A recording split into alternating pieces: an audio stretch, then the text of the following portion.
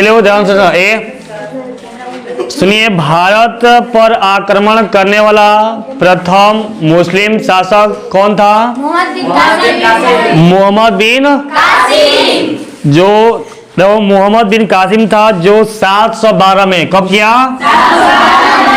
712 ईस्वी में ये भारत पर आक्रमण किया था, दिल्ली पर, ठीक है। तब भारत पर आक्रमण करने वाला प्रथम मुस्लिम शासक कौन था? मोहम्मद बिन कासिम। देखो ए भारत का प्रथम महिला शासिका, ओए भारत की प्रथम महिला शासिका थी राजिया।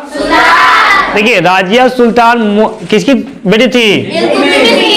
इल्तुतमिश की बेटी थी ना, इल्तुतमिश की बेटी। इल्तुतमिश का संबंध किस वंश से है? गुलाम वंश से। किस वंश से? अब देखिए जो राजिया सुल्तान है, राजिया सुल्तान ये शासिका कब बनी? 1236 से लेकर 1240 ईस्वी तक का बनी? शासिका बनी। लेकिन ब्रह्मशाह एक हिंदू डाकू ने क्या किया? इसकी हत्या कर दिया। पीछे लोग पढ़ेंगे भी और आगे मिले तो चलिए आगे दिया है, भारत के प्रथम शिक्षा मंत्री कौन थे? देखिए भारत के प्रथम शिक्षा मंत्री, और शिक्षा मंत्री को कहते हैं इंग्लिश में human development minister. Human development ये थे डॉक्टर अब्दुल कलाम। ठीक है। भारत के प्रथम गृह मंत्री, देखिए भारत के प्रथम गृह मंत्री और प्रथम उप प्रधानमंत्री सरदार वल्लभ भाई हालत जो ना। चलिए स्वतंत्र भारत के प्रथम गवर्नर जनरल कौन थे? लॉर्ड माउंटबेटन थे। और भारत के प्रथम रेल मंत्री कौन थे? जॉन मथाई। स्वतंत्र भारत के प्रथम एवं अंतिम गवर्नर जनरल कौन थे? सुनिए स्वतंत्र भारत के अंतिम तथा प्रथम जो गवर्नर थे वे थे ठीक है सी राजगोपाल। चलिए ठीक है। विश्व की सबसे ऊंची मूर्ति स्टैच्यू ऑफ यूनिटी है, स्टैच्यू ऑफ जो कि सरदार वल्लभ भाई पटेल की है और ये अहमदाबाद गुजरात में स्थित है, ठीक ना। चलिए बाबू इसका नाम है statue of unity. Statue of unity का मतलब है एकता की मूर्त, एकता की। देखिए जब हम लोग का भारत देश आजाद हुआ था तो उसमें भारत लगभग 639 रियासतों में बटा हुआ था ना, तो इस सबको एकीकरण में सबसे ज्यादा भूमिका निभाए थे कौन? सरदार वल्लभ भाई। इसीलिए उनके मूर्ति का नाम हो गया स्टैच्यू ऑफ यूनिटी, ठीक है। चलिए भारत का प्रथम वायुसेना अध्यक्ष कौन थे? भारत के प्रथम वायुसेना अध्यक्ष, ठीक है सुनो सुनिए वायुसेना में जो सबसे वायुसेना का जो अध्यक्ष होता है उसको कहता है एयर चीफ मार्शल। क्या कहेंगे? Air chief marshal. तो एक पद हो गया और नाम था उनका कौन? एस मुखर्जी। क्या नाम था? S Mukherjee. Air chief marshal S Mukherjee ये भारत के वायुसेना के प्रथम क्या थे? अध्यक्ष। चलिए भारत के प्रथम नौसेना के अध्यक्ष, देखिए जो नौसेना का अध्यक्ष होता है उसको हम लोग कहते हैं एडमिरल। क्या कहेंगे? तो भारत के प्रथम जल सेना के अध्यक्ष यानी एडमिरल कौन थे? आर.डी. कटारी। कौन थे? Admiral RD. कटारी। भारत के प्रथम थल सेनाध्यक्ष, थल सेना सुनिए थल सेना को कहा जाता है जनरल। थल सेना कहेंगे जो थल सेना का अध्यक्ष होता है उसको कहते हैं जनरल, या थल सेना जो उच्चतम पद होता है उसको कहते हैं जनरल। तो प्रथम अध्यक्ष थे जनरल करियप्पा। चलिए भारत का प्रथम फील्ड मार्शल तो कौन थे? जनरल मानिक शाह। जनरल भारत के प्रथम लोकसभा के अध्यक्ष, भारत के प्रथम जो लोकसभा है उसका अध्यक्ष कौन थे? गणेश वासुदेव जीवी मलंकर या गणेश वासुदेव। और वही जो राज्यसभा है, राज्यसभा के अध्यक्ष कौन थे? डॉक्टर सर्वपल्ली राधाकृष्णन जी थे, क्योंकि वो जो भारत के उपराष्ट्रपति होता है वही राज्यसभा के अध्यक्ष होता है, और भारत के प्रथम उपराष्ट्रपति डॉक्टर सर्वपल्ली राधाकृष्णन थे। ठीक है, चलिए आगे है, भारत के प्रथम मुख्य चुनाव आयोग कौन थे? भारत के प्रथम चीफ इलेक्शन कमीशन, भारत के प्रथम मुख्य चुनाव आयोग यानी चीफ इलेक्शन कमीशन कौन था? सुकुमार सेन। कौन थे? चलिए आगे हम लोग का है, भारत के प्रथम मुख्य न्यायाधीश, भारत के प्रथम मुख्य न्यायाधीश के मतलब होता है chief justice of India. Chief justice of India, chief justice of India कौन थे? न्यायमूर्ति हीरालाल या जस्टिस हीरालाल जेकानिया। जो न्यायाधीश होता है उसको न्यायमूर्ति कहा जाता है। क्या कहेंगे?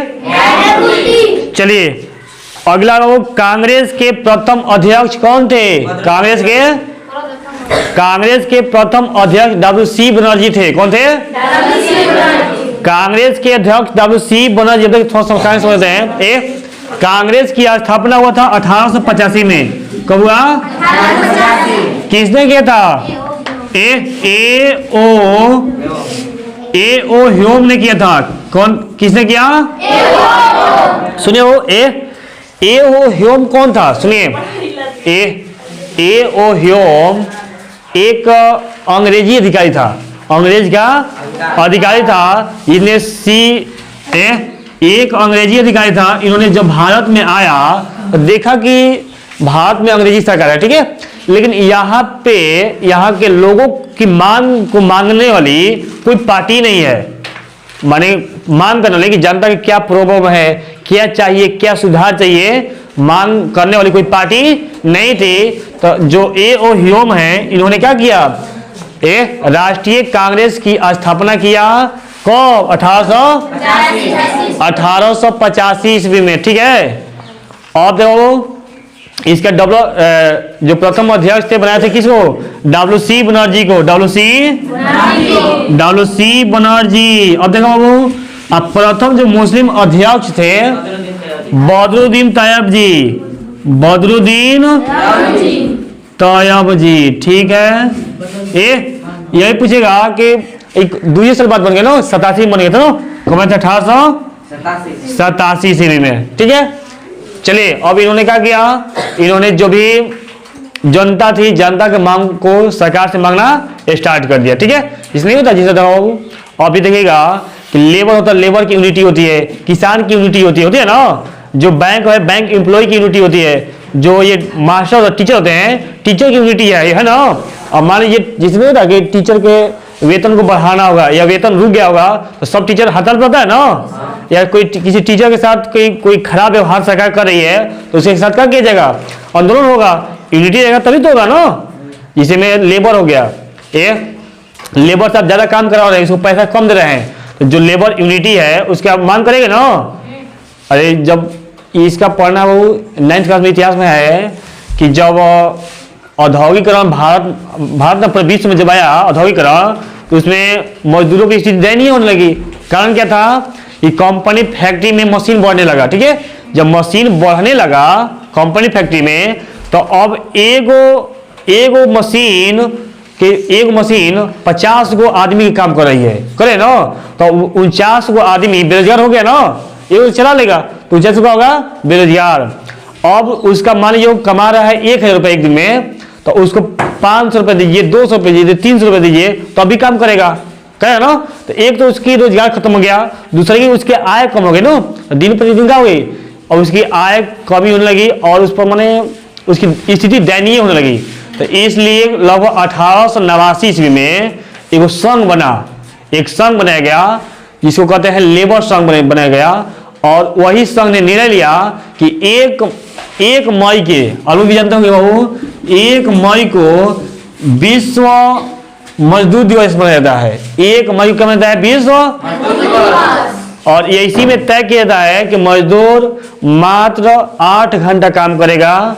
ठीक है, और सप्ताह में उसका 1 दिन की छुट्टी का अधिकार है। ठीक है ना, अब उसको 365 दिन काम नहीं करवा सकते हैं। ठीक है, चलिए इसके बाद इसी होगा। अगला है कांग्रेस की स्थापना हो गया सब। नोबेल पुरस्कार प्राप्त करने वाला प्रथम भारतीय व्यक्ति कौन थे? नोबेल पुरस्कार प्राप्त करने वाला प्रथम भारतीय व्यक्ति थे रविन्द्रनाथ। कौन मिला था? 1913 ईस्वी में। 1913 ईस्वी में रविन्द्रनाथ टैगोर जी को मिला था नोबेल पुरस्कार। किसके लिए? वो साहित्य के क्षेत्र में उन्होंने गीतांजलि लिखा था। क्या लिखा था? गीतांजलि एक साहित्य है, उन्होंने लिखा था और उनके इन्हीं के लिए क्या मिला? नोबेल पुरस्कार मिला। अब देखिए जो नोबेल पुरस्कार होता है, नोबेल पुरस्कार वो ये 2 देश देता है। कौन? हाँ, स्वीडन तथा नॉर्वे देता है। इसकी शुरुआत वो 1901 ईस्वी से हुआ था। कब से? कोई पूछेगा कि नोबेल पुरस्कार की शुरुआत कब हुई? 1901 से। कौन देता है? स्वीडन तथा देखो स्वीडन की राजधानी स्टॉकहोम, स्वीडन की राजधानी, और नॉर्वे की राजधानी ओस्लो, नॉर्वे की राजधानी ओस्लो। नॉर्वे में ही नहीं कहता है कि मध्य रात्रि का देश किसे कहा जाता है? नॉर्वे को मध्य रात्रि का देश। अरे रात्रि में सूरज उगता है, यही देश है। कौन? नॉर्वे, मध्य रात्रि का देश। तो ये दोनों देश मिलकर नोबेल पुरस्कार को देता है। विश्व के सबसे बड़ा पुरस्कार नोबेल पुरस्कार, विश्व के सबसे बड़ा पुरस्कार ना। अब इससे बड़ा कोई पुरस्कार नहीं है। चलिए हो गया। चलिए नोबेल पुरस्कार किसके याद में दिया था? वो देखिए अल्फ्रेड नोबेल नामक एक वैज्ञानिक थे। अल्फ्रेड नोबेल नामक एक वैज्ञानिक थे जिसके याद में दिया था ना। ये जो हम लोग ये बम होता है, बम नहीं, परमाणु जो छोटा बम होता है, ये इनका खोज किए थे ये अल्फ्रेड जी ना। अरे ये नहीं, पत्थर को तोड़ने के लिए ये पहाड़ है ना, पहाड़, तो पहाड़ को तोड़ना है तो वही बम का प्रयोग किया था ना। चलिए अगला है और शास्त्र के क्षेत्र में, और शास्त्र और इकोनॉमी के क्षेत्र में नोबेल पुरस्कार प्राप्त करने वाले प्रथम भारतीय कौन थे? अमर्त्य सेन। कौन थे? और शास्त्र के क्षेत्र में प्रथम नोबेल पुरस्कार प्राप्त करने वाले व्यक्ति कौन थे? अमर्त्य सेन। चलिए नोबेल पुरस्कार प्राप्त करने वाले प्रथम भारतीय वैज्ञानिक कौन थे? इनका नाम था डॉक्टर सीवी रमन। कौन थे?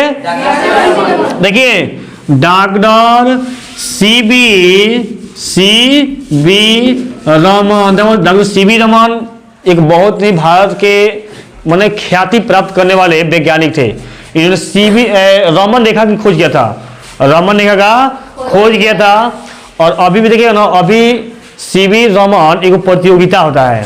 सीवी रमन प्रतियोगिता बिहार सरकार करती है और इस प्रतियोगिता के जो बच्चे क्वालिफाई करते हैं उसको लैपटॉप दिया जाता है, पैसा दिया जाता है पढ़ने के लिए, उन्हें बहुत सारी राशि दिया जाता है ना। चले ना, तो चलिए ये प्रश्न कहाँ से आता है? ये इनका प्रश्न तो सब साइंस लग रहा है क्योंकि ये वैज्ञानिक थे ना। चलिए और किस क्षेत्र में था वो? भौतिकी के क्षेत्र में। किसे मिला था? यानी फिजिक्स मिला था ना। किसमें?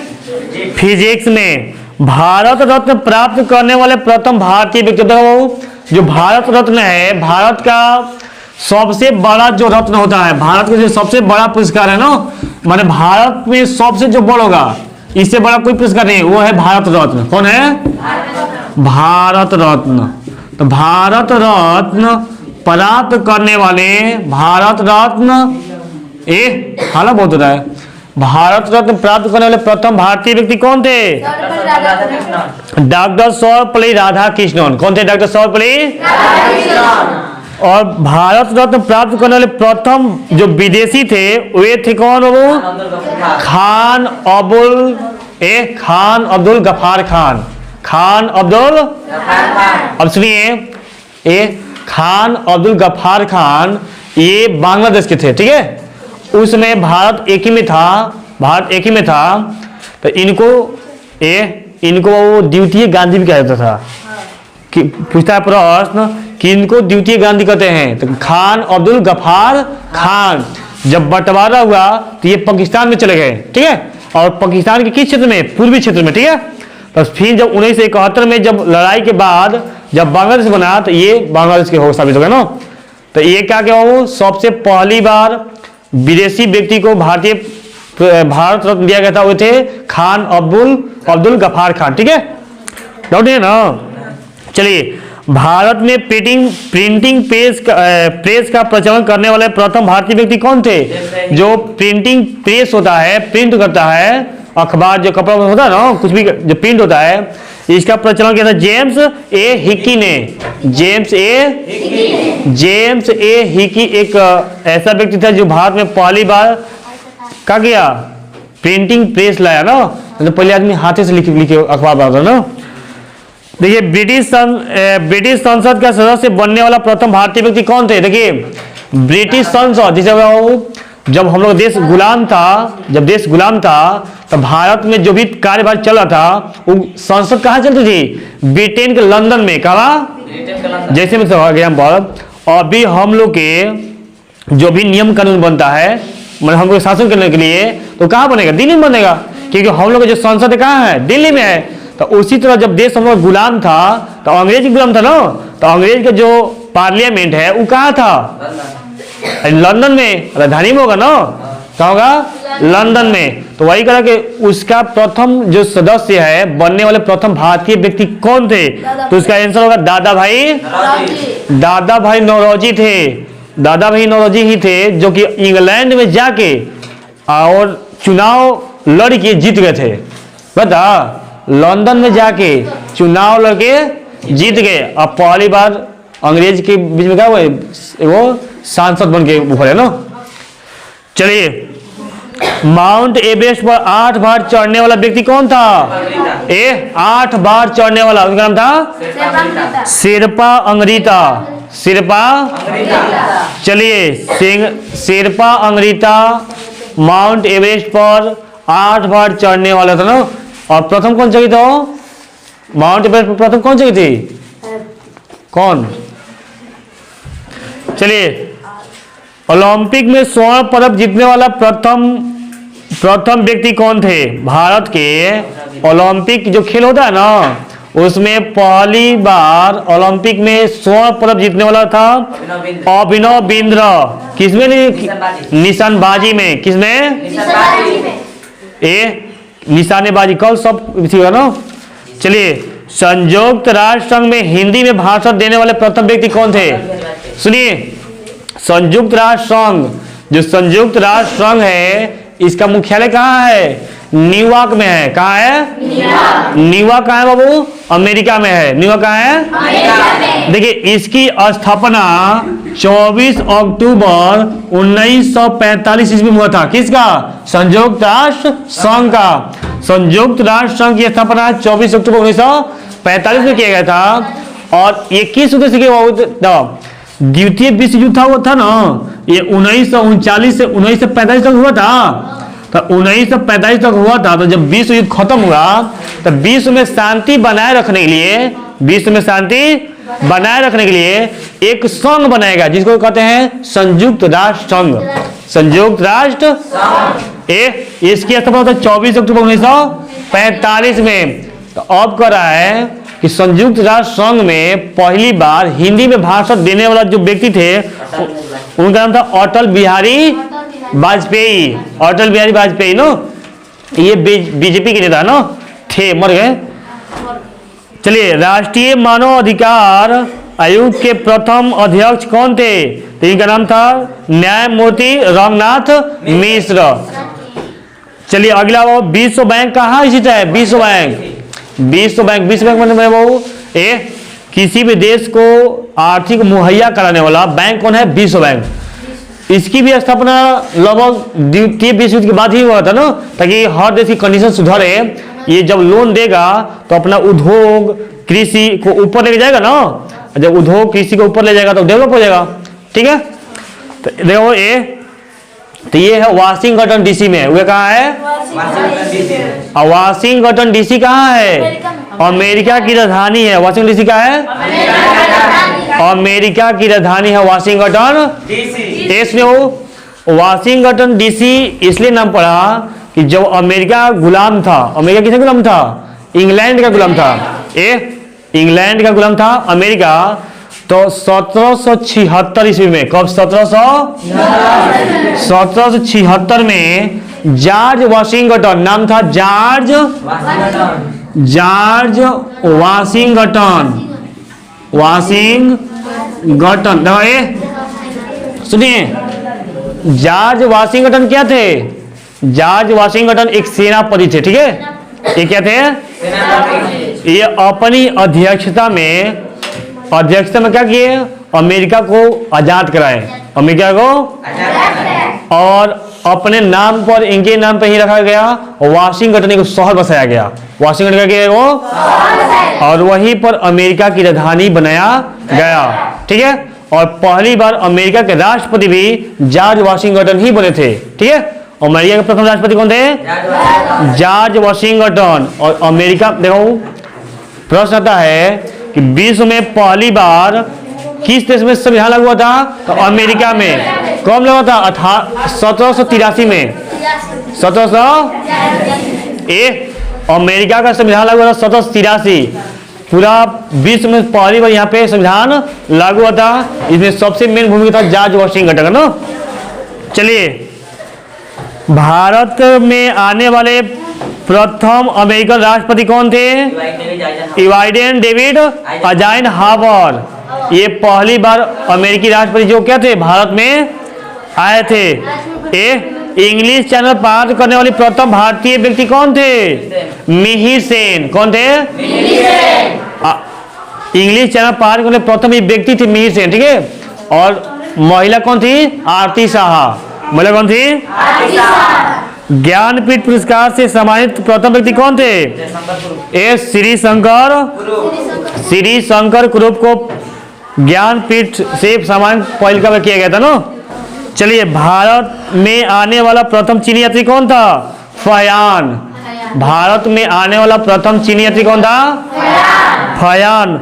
मुगल दरबार में आने वाला प्रथम अंग्रेज कौन था? John Hawkins. कौन था? John Hawkins. भारतीय क्रिकेट का प्रथम कप्तान कौन थे जिसे पद्म भूषण से सम्मानित किया गया था? हाँ, भारत जो क्रिकेट है ना, तो क्रिकेट के पहले का जो कैप्टन था वो थे सीके नायडू। कौन थे? जिन्हें क्या दिया गया? पद्म विभूषण दिया गया था, पद्म।